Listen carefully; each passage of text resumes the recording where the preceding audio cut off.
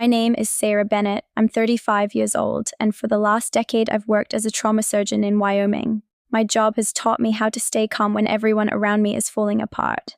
I've walked into emergency rooms filled with chaos, blood, fear, and grief. I've delivered bad news to families.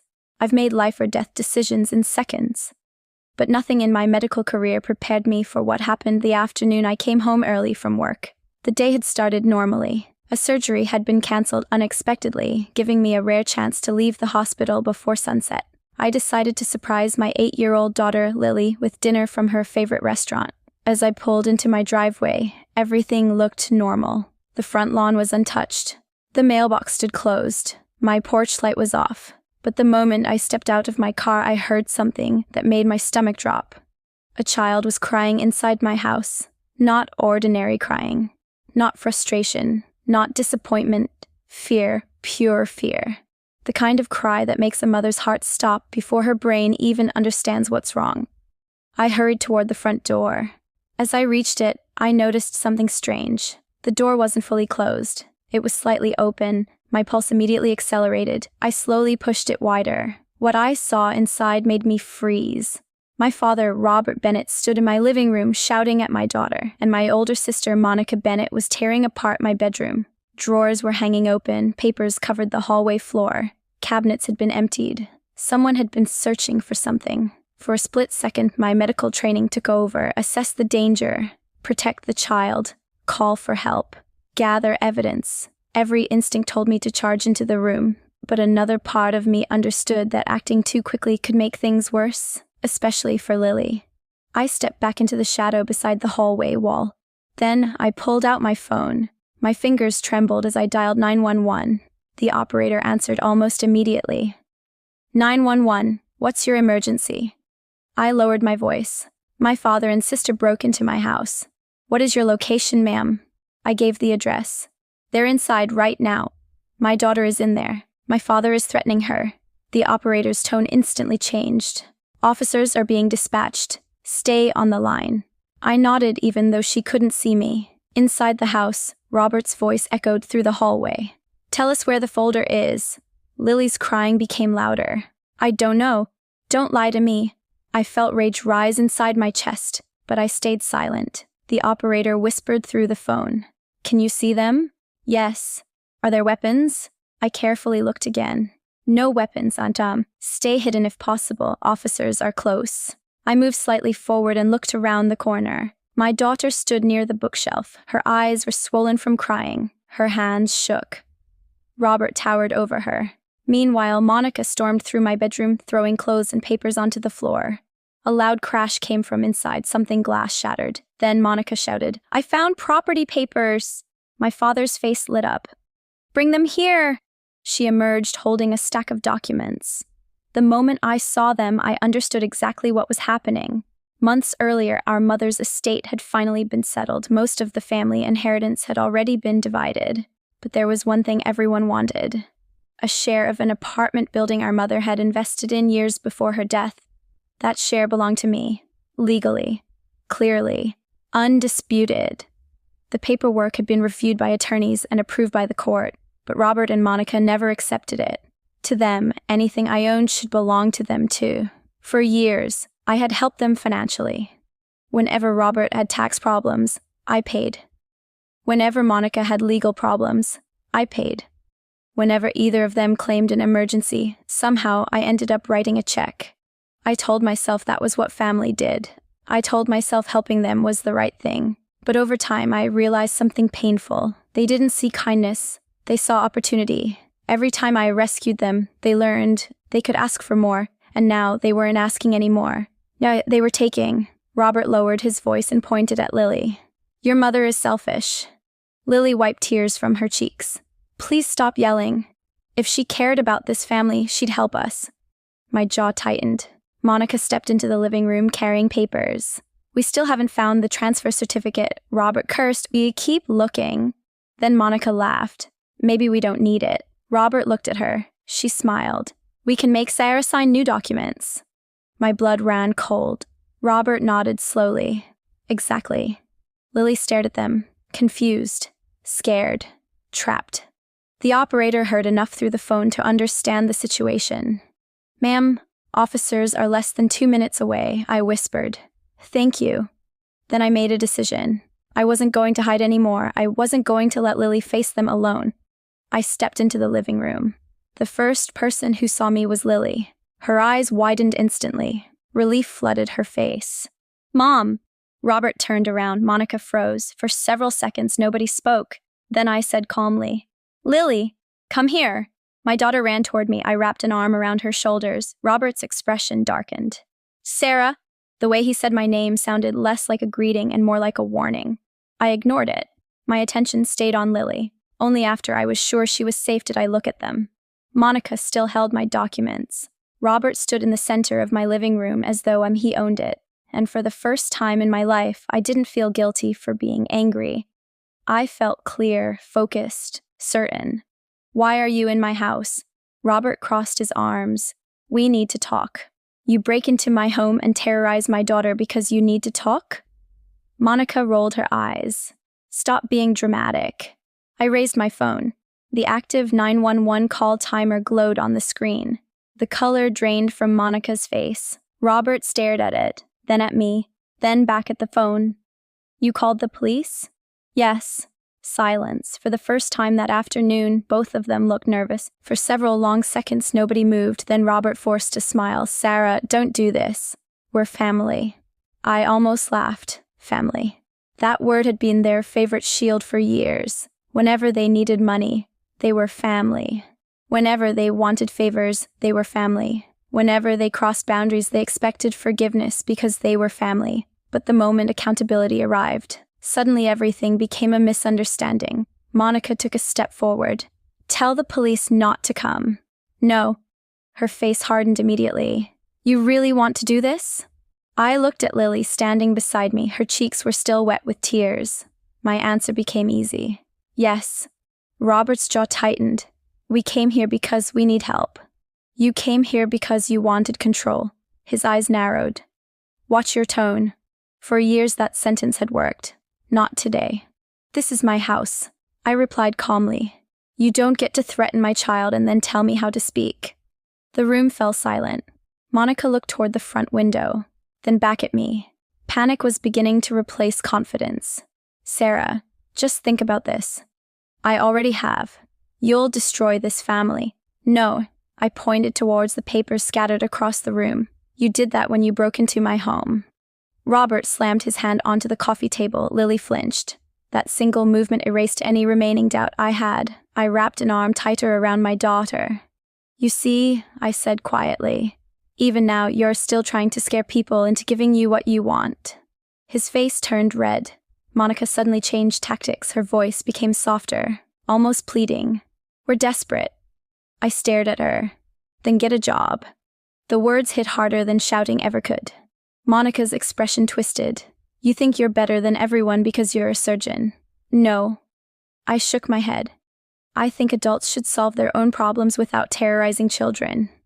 Outside, a distant siren became audible. Monica heard it first. Her eyes widened. "Police." Robert turned toward the window. The siren grew louder, closer, closer. Then another joined it. For the first time all afternoon, genuine fear appeared on both of their faces. Robert moved toward me. His voice dropped low. "Tell them it was a misunderstanding." "No." "Sarah." "No." Monica stepped forward. "Please." I looked at her. For years I had mistaken manipulation for vulnerability. Not anymore. "No." The siren stopped outside.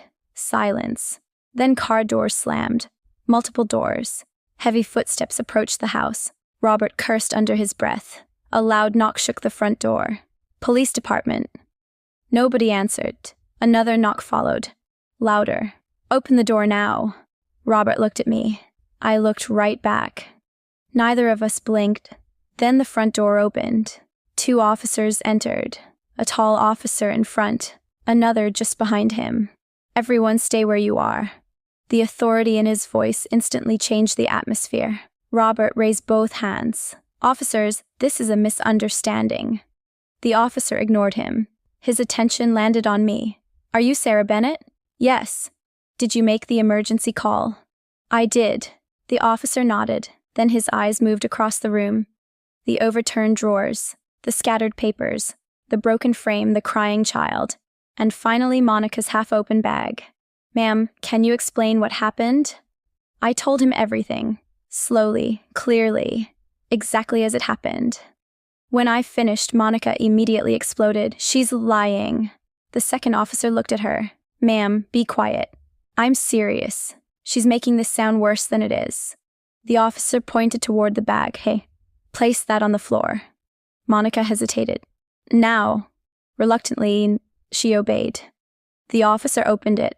The entire room went silent.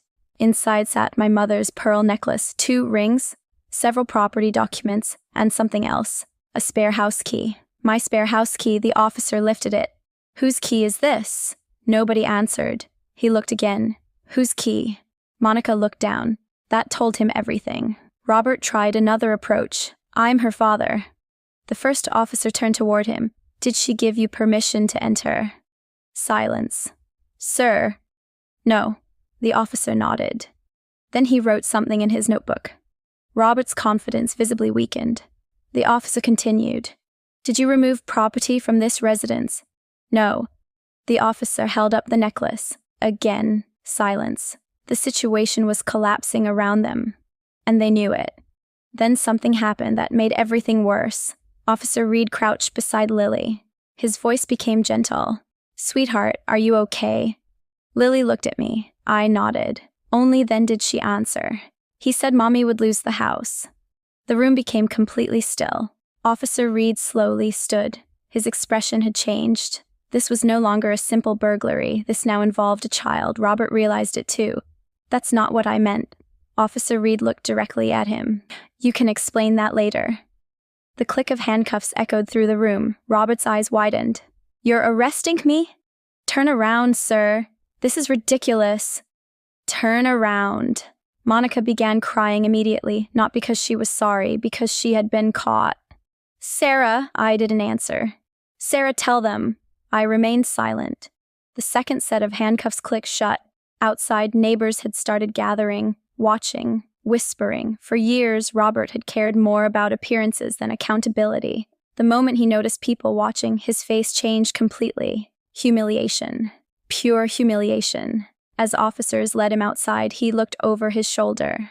You'll regret this. I met his stare. No. For the first time in my life, I truly meant it. The flashing police lights disappeared down the street, but the silence they left behind felt even louder. For several minutes, I stood in the middle of my living room holding Lily while officers finished documenting the scene.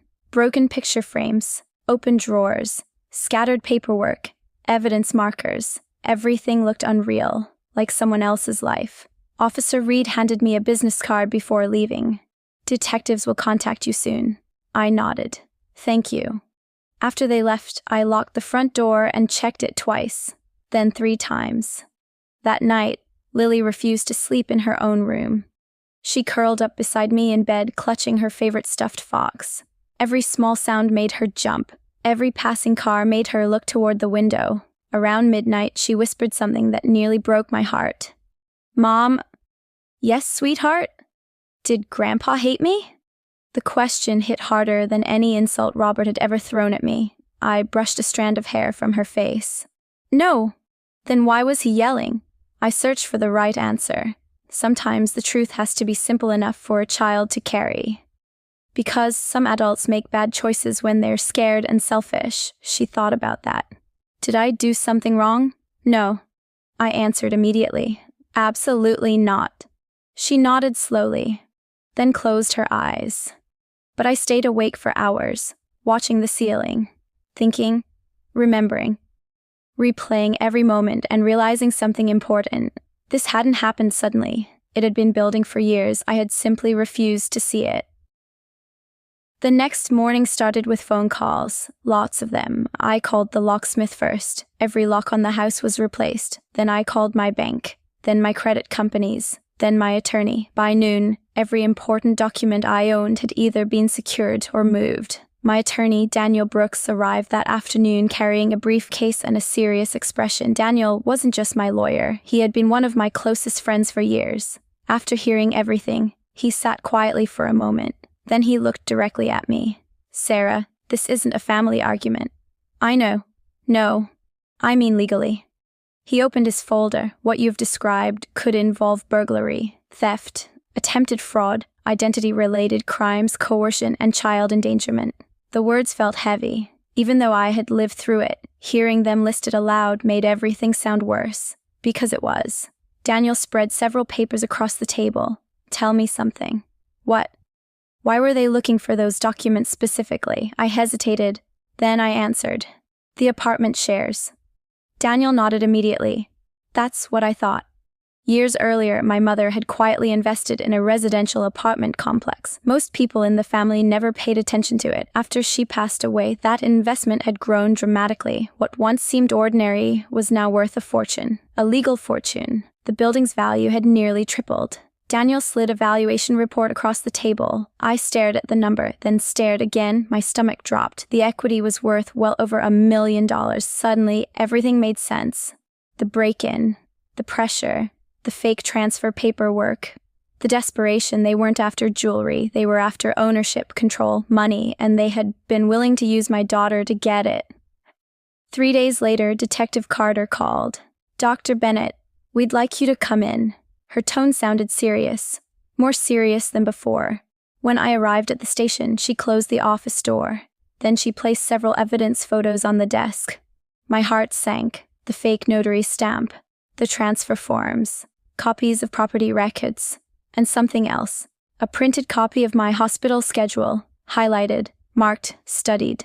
I looked up slowly. Where did they get that? That's what we're trying to determine. A felt cold. Very cold. Because this meant planning. Not impulse. Not desperation. Planning. Someone had tracked my schedule. Someone knew when I would be gone. Someone knew exactly how much time they had. Detective Carter leaned forward. Sarah, I need you to understand something. I nodded. This wasn't random. I already knew, but hearing it confirmed by law enforcement made it real. They targeted your absence. My stomach twisted. Lily, if surgery hadn't been cancelled, if I hadn't come home early, how long would they have stayed? What would they have done? The thought made me sick. That evening, Daniel returned with more information, and what he told me changed everything. Police had recovered text messages between Robert and Monica, messages neither of them expected investigators to find. Daniel handed me a copy. My hands trembled as I read. Monica. Sarah won't agree if we ask. We rob her. Then we make her understand. Another message. Monica. What if Lily tells someone? Robert. She's a kid. Then another. The one that made my blood run cold. Monica. If Lily gets scared, Sarah will fold. Robert. Exactly. I read it again. Then a fourth time. Every word felt like a knife. Not because it was cruel, because it was calculated. They hadn't lost control. They had never lost control. They had made a plan, and my daughter was part of it. Daniel quietly took the papers back. Now do you understand why the prosecutor isn't treating this lightly? I nodded. For a long moment, neither of us spoke. Finally, I whispered, they used her. Yes. The room fell silent.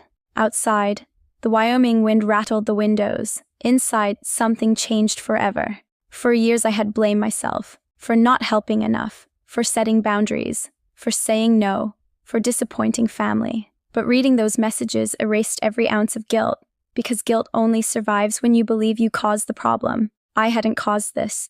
They had. A week later, the story exploded. Not in court. Online. Monica posted a long emotional message on social media. According to her version of events, she was a victim. Robert was a victim. I was greedy, cold, selfish, ungrateful. Thousands of words, hundreds of comments, and almost none of it was true. She conveniently forgot to mention the break-in, the stolen key, the fake notary stamp, the threats, the police report, the arrest, the child. Especially the child, because facts ruin good lies. My phone immediately filled with messages. Relatives, old friends, family acquaintances, some supportive, some confused, some accusatory. Years earlier, I would have defended myself, written paragraphs, explained everything, begged people to understand. Not anymore. Instead, I posted one statement: an active criminal investigation is underway, evidence has been recovered, a child was threatened, I will not discuss details publicly. Truth does not require an argument. Then I logged off. No fighting, no debates, no drama, just facts. And facts have a way of surviving longer than emotions. Within days, people began asking questions. The lies started falling apart, and for the first time, Robert and Monica couldn't control the story because evidence was speaking now, and evidence doesn't care about feelings. The courtroom felt colder than Sarah had expected. She sat quietly at the front of the room while Lily waited in a separate area with a victim advocate. Months of investigations, interviews, and legal proceedings had finally led to this moment. Across the courtroom, Robert and Monica sat beside their attorneys. For the first time, neither of them looked confident. The prosecutor began by presenting photographs taken inside Sarah's home on the day of the break-in. Images of overturned drawers, scattered documents, broken belongings, a bedroom left in complete disarray. Each photograph told a story that could not easily be denied. Next came the security footage. The jury watched as Monica searched through rooms she had no right to enter. They watched Robert move through the house as though it belonged to him. The evidence spoke louder than any explanation. Then investigators took the stand. They explained how the stolen key had been recovered, how the forged documents had been discovered, and how electronic records revealed messages showing planning and intent. With every piece of evidence, the truth became clearer. This had never been a misunderstanding. It had been a deliberate attempt to pressure Sarah into giving up property that legally belonged to her. When Sarah was called to testify, she walked calmly to the witness stand. She described arriving home early. She described hearing Lily cry. She described finding her father and sister inside her home. But most importantly, she described the fear she saw in her daughter's eyes. I wasn't worried about the property first, Sarah told the court. I was worried about my child. The room fell silent because everyone understood that. Later, portions of Lily's recorded interview were played. Her small voice filled the courtroom. She spoke about being frightened. She spoke about feeling trapped. She spoke about wishing her mother would come home. Many people lowered their eyes while listening. The honesty of a child is difficult to ignore. After